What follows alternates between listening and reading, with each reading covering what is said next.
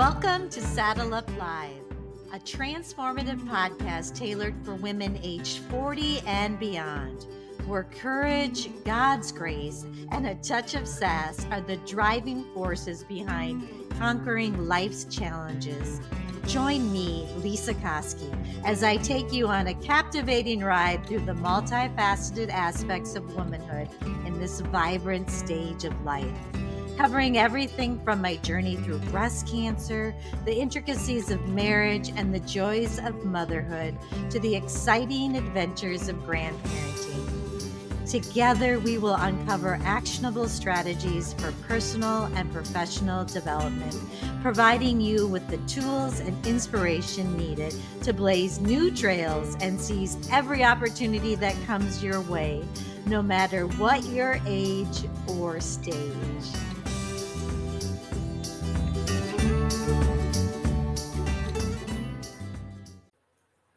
Welcome, listeners. I'm really excited that you're here, and you're going to be happy to know that Sonia Petruska is back. And if you remember, she joined us a little over a month ago and helped me with some tapping, which was really new to me. If you want to go back and listen, and I'm going to go over the steps again since I have Sonia here, but we wanted to see how Lisa did after that tapping practice. What my fear was getting my blood pressure taken, which has been a fear for years. It doesn't make any sense. I know that it's stupid. I've had my heart tested. I know my heart is fine. And yet it's those neural pathways, right, that we kind of talked about. And so Sonia helped me by tapping. And Sonia, this is what, and I only did it once, and I never went back and listened to do the steps again. Now I'm prepared to talk about them again. Okay. And when I went in to get my blood pressure taken, it was high. However, I was more accepting of it. So interestingly enough, I walked in and it was a male nurse, and he sat down and I said, "Okay, honey, I just want you to know, when I come here, my blood pressure gets really high, and it's going to be okay. I want you to know it's going to be okay. Don't get worried about it." And I'm like coaching him through it. And it was high, but it's been higher, right? And I didn't do any of the tapping work. And it was, how life can get busy, right? So today I took some time and I went back over those steps that you gave us, Sonia, and I realized how grateful I am that I kind of, by having you on this podcast, had a free session with Sonia. And it is really helpful. And I think what I really like about it is it's not something probably that you're going to have to keep coming back for over and over again. I mean, maybe as life goes on, but I think if you could work with Sonia for, I don't know, do you do hour increments, Sonia? Yeah, sessions are an hour, but I like to offer packages because it's kind of like anything. If we're comparing it to, traditional Western therapy, you're not going to go from one session and that's it. Right. And so make sure that whatever your issue of concern is, we give it the time and space it needs to work through it. Sure.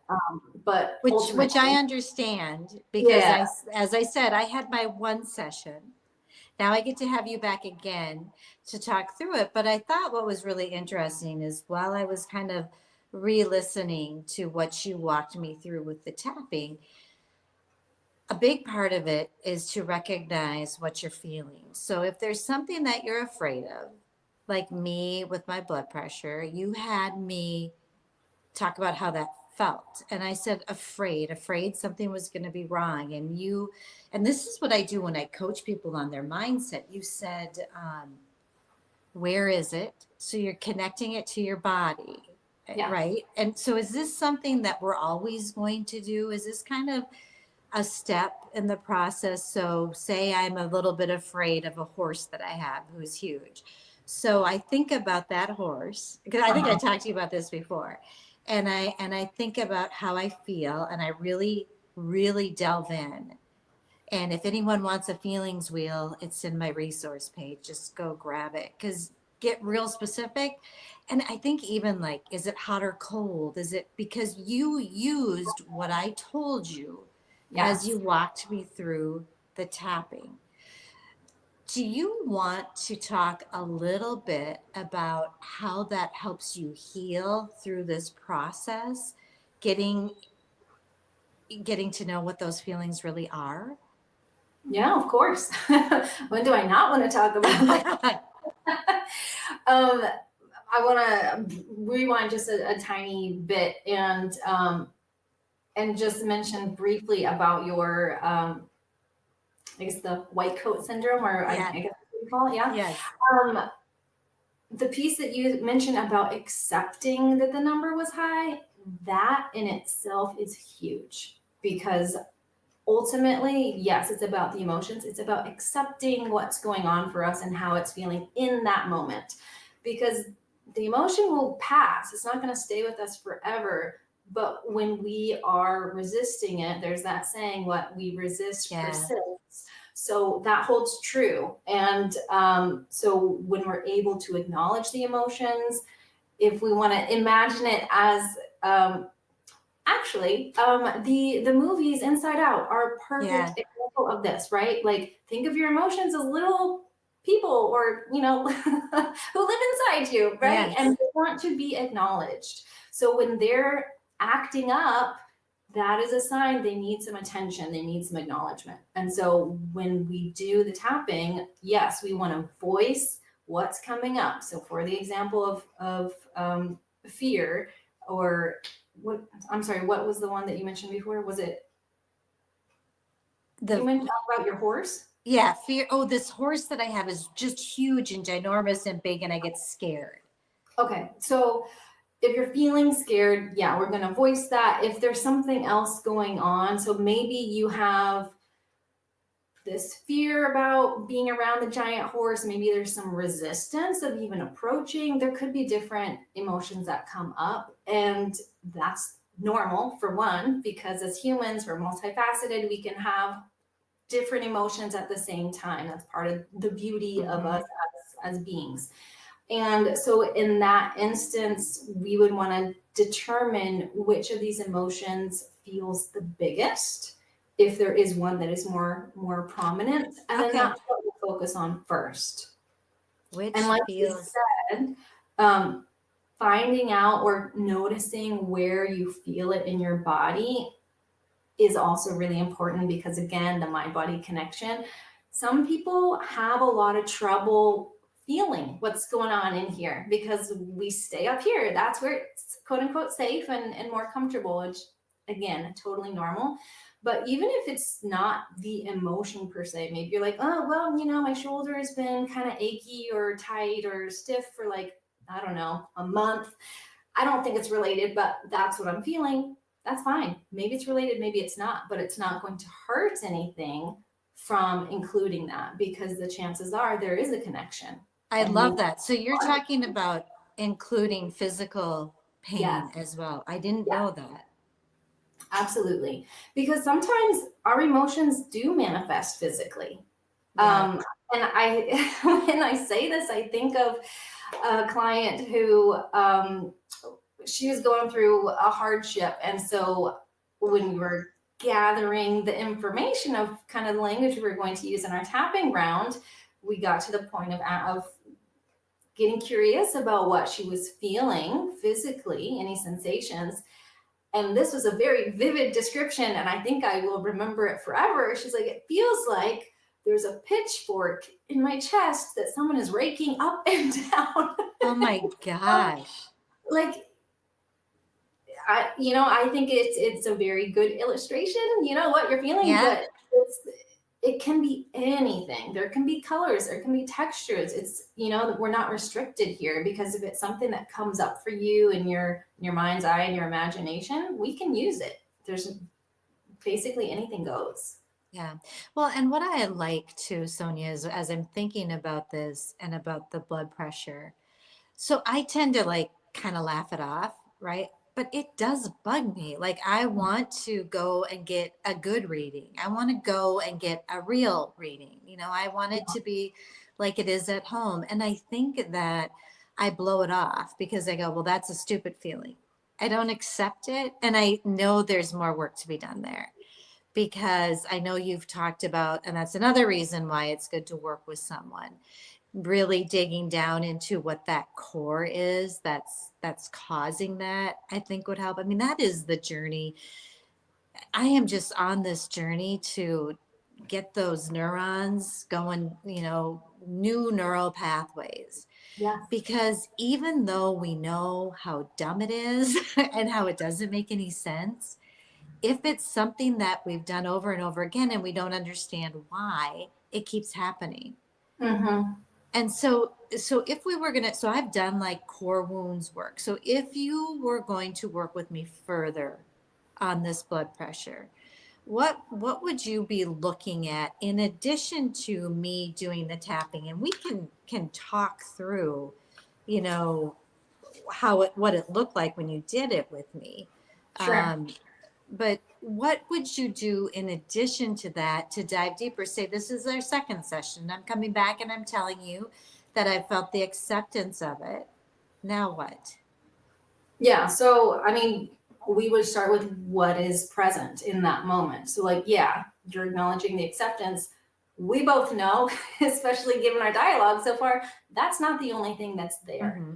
So it's you sharing, okay, this is what else is coming up for me, or what else is present when I think about it.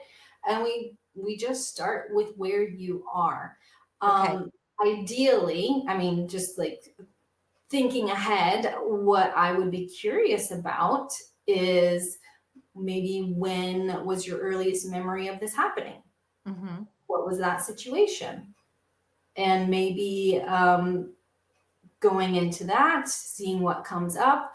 And it's a little bit hard for me to kind of forecast how the session will go because I honestly don't have Right. any way of knowing that, right? So it could be that, you have a memory that is, to me, completely unrelated, maybe even to you, but there's a similar feeling around it, Mm-hmm. or there's something. And honestly, even if it's not the exact same emotion, there is some connection because it's coming up for you. And Right. if that's the case, our job is to follow that thread and see where it leads us, because it's really about being curious, putting on our detective hats, so Mm-hmm. to speak, and just allowing whatever comes up to come up, and be curious and compassionate with it. And that's how we do it. Of course, there's different types of kind of like exercises or techniques that I may choose to use based on what Mm-hmm. comes up. But generally, it's, as you mentioned before, accepting what's coming up. And if that's not coming as easily as we'd like, then we address that. So we may start on one issue and have to kind of pause and focus on a little bit of a roadblock before we can continue down that Right. path, which is normal.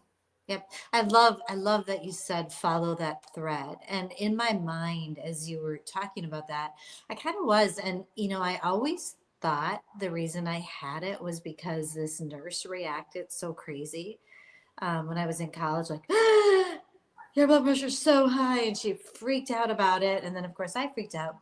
But then I was thinking back, I remember being terrified about it before that. So it's not Oh, just that. And so then I kind of, and I won't spend all the time talking about myself, but I think it is a little bit of that. Like, I love life, right? And so on the flip side of that is I'm afraid to die. And mm, I've already kind of looked at that because I've been doing the work, and I think that would probably be where the thread would start to lead us if we were. I probably should book some sessions with you. But I think that's where it would kind of end up going. And so what I'm wondering, I want to kind of review what you did with me. So sure. walk me through maybe the whys. So I just remember we started with, you had me tap on the side of my hand Yes. between my pinky and my wrist. Uh-huh. And I loved it because you took what I told you about the feeling and that's where the acceptance came in Mhm. by what you were, and you had me repeat it. So, Yes. and I didn't have to really think. You fed me the lines as I tapped, and it said, I have this feeling, and that's where you really go deep into explaining. You picked like it's in my solar plex, but you could say it was hot or cold or however you wanted to describe it. Um, and then when I blank, like when I get my blood pressure taken, when Mhm. I see spiders, um, I choose to completely accept and my wait. Oh, so I feel that feeling when I see these things or when I get my blood pressure taken, and I choose, I'm making a choice to Mhm. completely accept and love myself anyway. And then I am choosing to deeply love, honor, and accept myself and my feelings. And I love that because that's what I did do. One session that I did, and doesn't that make life easier, more peaceful if you just accept it? Not that it's all fixed and better, but it's a step in the right direction. And then I added, because I'm the Christian gal. I know that I am safe and that the God of the universe loves me and calls me daughter. That's And great. you had me do that, repeat that 3 times. Yes. Okay, tell me, what does that do? Kind of set in? Because that was the first tap. Right. So that is what we call our setup statement. We do this 3 times, and that's kind of the format of EFT and the way that I was trained through EFT International. It's called Gold Standard EFT. So anyone who has trained through this organization knows to do it this way. Whether or not they do that in their own private practice is, up to them. And so what that's doing, and kind of what you're alluding to here, is we're starting to kind of set to prime the brain for the new neural pathway. And so the idea with these setup statements is, as you explained very well, we're stating like, even though I have this problem, and then we can articulate that however we want to. So in the session with you last time, we said these were the feelings, this is when they came up, and then we kind of bookend that with some sort of affirmation. And so the important thing with these set of statements is that we are voicing the negative thing, the problem, the icky thing that we don't want to have to deal with. And it's not because we want you to feel uncomfortable, but we have to, and I'm going to sound like cheesy, but we have to name it to tame it. All those, Ah. they're real. There's a reason they exist because Mhm. it's true. And so by voicing these things, we're removing that emotional charge around it. And then as we're tapping through all the points on our head and upper torso, this is helping to more deeply ingrain that new neural pathway to support this idea that you are safe, that you can be in the presence of the nurse taking your vitals and be okay. Yeah. So And what I love, Sonia, about what you're talking about, I don't know if I mentioned this, but I do a little NLP work. okay. And one thing that I do kind of as a practice on my own, because I've heard through Bruce Lipton, I don't know if you know who he is, but he gave a little hint to record yourself. And I have these affirmations that I say, like, I don't, uh, my value doesn't come from what other people think of me. Mhm. So I have these things that I repeat, and as I'm falling asleep, I hope that they'll like get a little bit ingrained in my brain. It's a little bit what this is, isn't it? Except that is it? Or, I mean, I could be totally off, but I thought of that as you were talking. Yes and no, but there's one crucial piece that is different. Okay. So with EFT, emotional freedom techniques, or tapping, eventually we can get to just the affirmatives. Like that's kind of the goal. But the biggest benefit of using it is to remove the emotional charge like Okay. the problem, what is causing our symptoms or reactions. So whatever the root cause of your spiking blood pressure when you're in the doctor's office, Mhm. if we go through the motions, we do the work with tapping to get to that, initial, whatever it was, situation, event, memory that is causing this problem for you throughout your later life. The goal here is to neutralize whatever happened, right? Your memory of that. Yeah. The thing is, our brains don't know if it's real or not. So Right. by the fact that we're still having that same response, or I guess I should say reaction in this case, means that we're being re-triggered each time we're in that similar situation. And so the idea is that if we can go back, identify the first time or like the most impactful time that you had that experience. And again, different techniques will be used depending on what's coming up, but we can ideally get you to a place where you can imagine this and not have a response. Then we can do some other forms of trying to test this, and then eventually get to the real life testing where you do go into the doctor's office, and then you will be able to notice a shift, what has changed since we were able to neutralize that. So I state this to kind of explain a little bit clearly how if we are going directly to the affirmations of I just want to feel better now. Like Yep.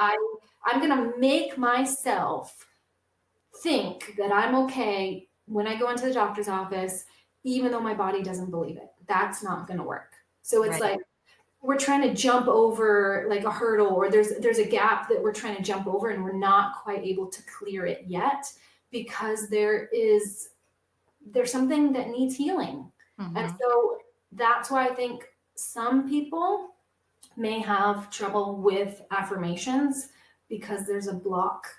There's a subconscious block Mhm. that their body doesn't, their nervous system is not in agreement with this belief, no matter how much they want to believe it. And consciously, yes, you can be like, yeah, of course, I'm healthy. I'm going to live till I'm 102. Right. But everything, all of us has to be on board in agreement, in alignment with it. And so that's the beauty of EFT. You can literally have emotional freedom, and the feeling of that, I mean, it's freedom. Every Yeah. time I think of situations where I've done, tapping on my own stuff, and I know it works. I know the science behind it, but each time I'm always amazed because the feeling, you just feel so much lighter, so open, and just the burden of whatever has been weighing is just lifted. And that, if you can give that to yourself or gift it to yourself, why wouldn't you? Right. And what you said, follow the thread. This takes work. It does. Right. So it's not going to happen because as I'm sitting here too, I'm like, I can't come up really with an answer as to where this is coming from.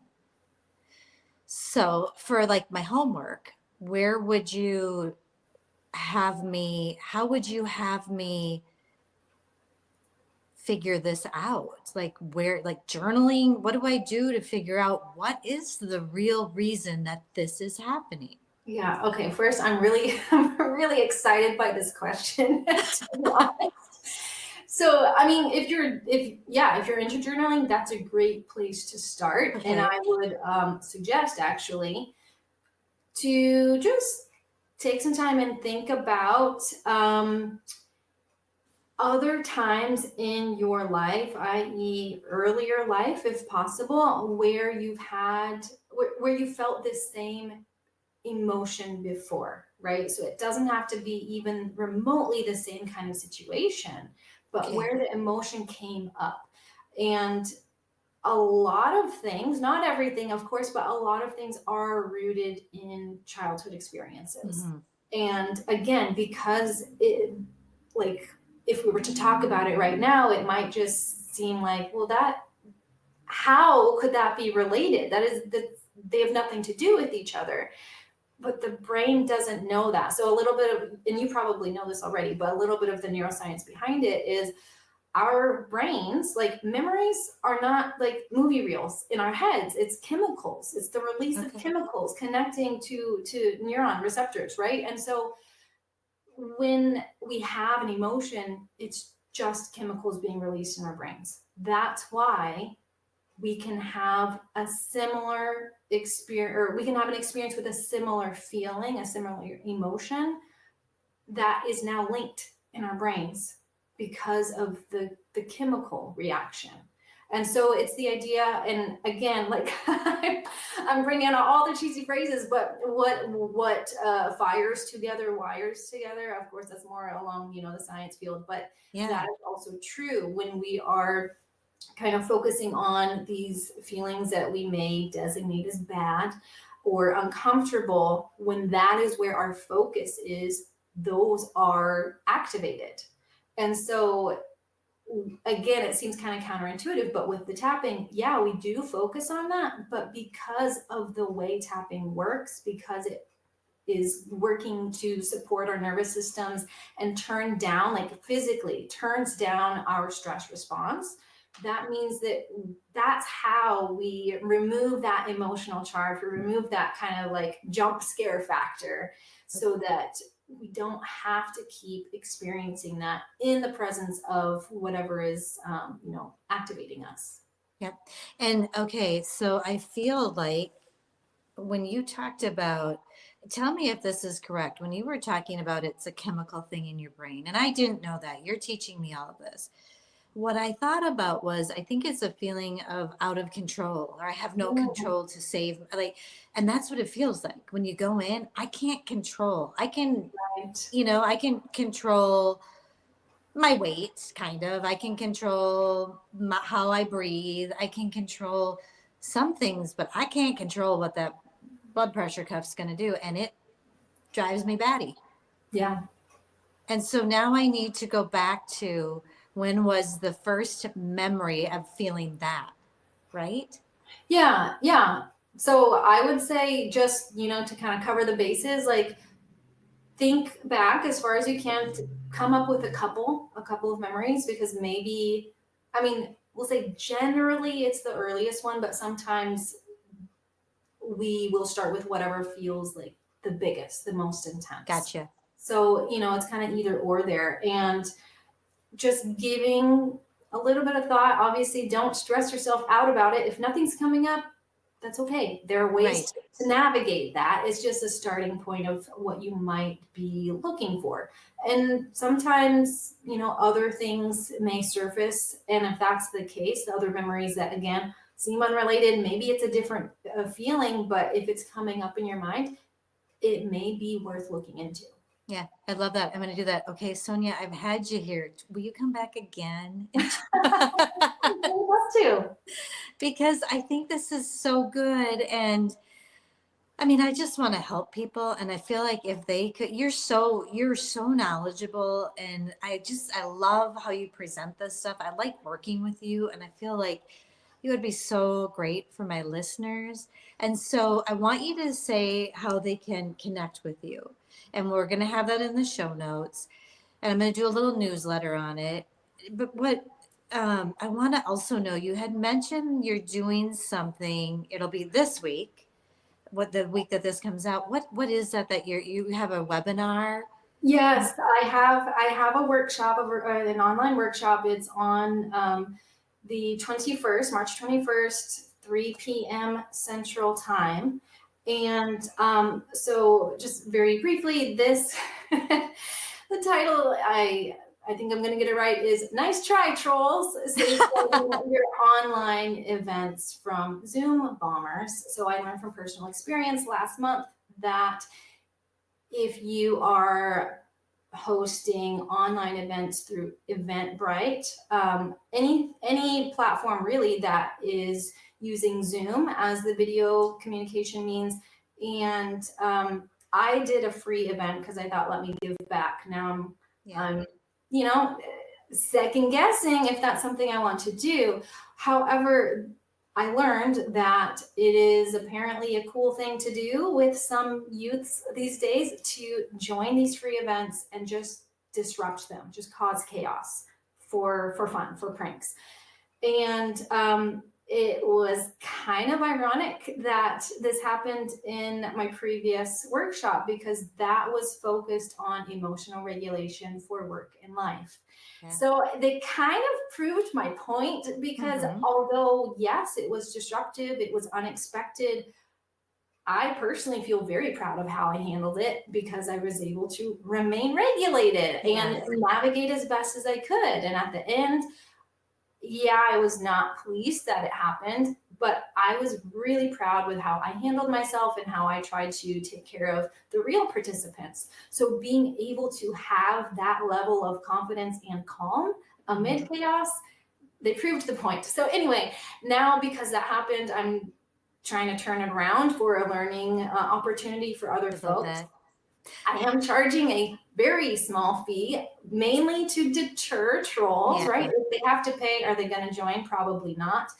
However, I will admit I am baiting a little bit with the title, because now I'm ready for them. So we'll see. But that is definitely something I would encourage if anyone is hosting online events with Zoom.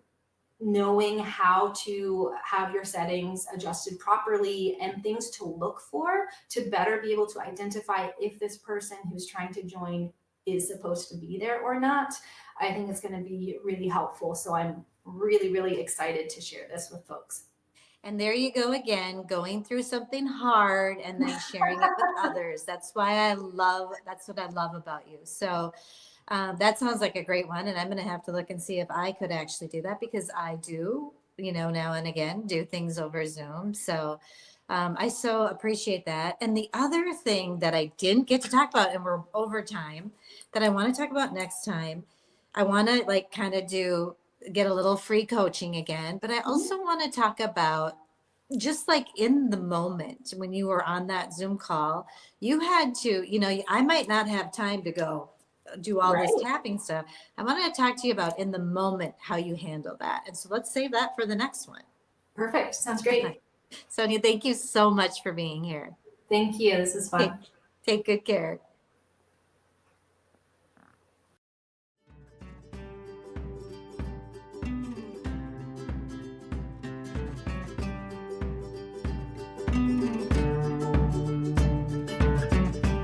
Thank you for tuning in to another empowering episode of Saddle Up Live.